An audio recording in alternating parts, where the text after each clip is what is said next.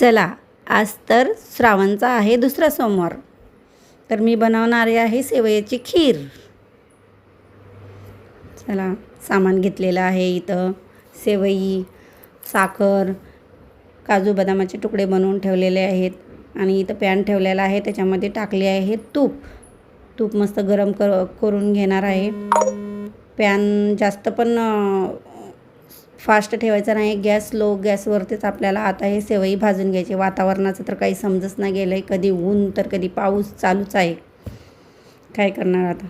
चला, निसर्ग आहे, बदली तर राहणारच. मस्त भाजून घ्यायचं आहे आपल्याला, स्लो गॅसवरतीच भाजून घ्यायचं आहे.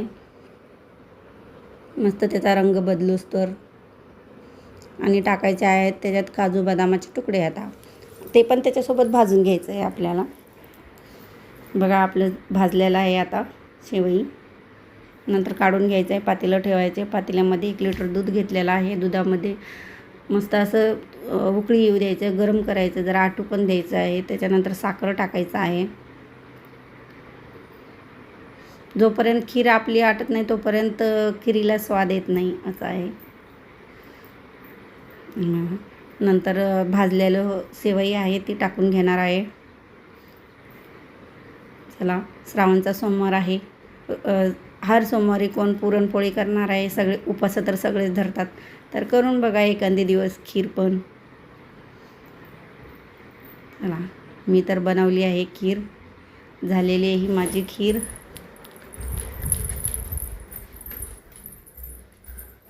चला, त्याच्यामध्ये टाकलेलं आहे इलायचीचं पूड. झाली बघा माझी खीर रेडी. या खीर खायला सगळेजण, जेवढे पण माझा व्हिडिओ बघतात ते या खीर खायला. चला, स्वस्त खा, मस्त राहा.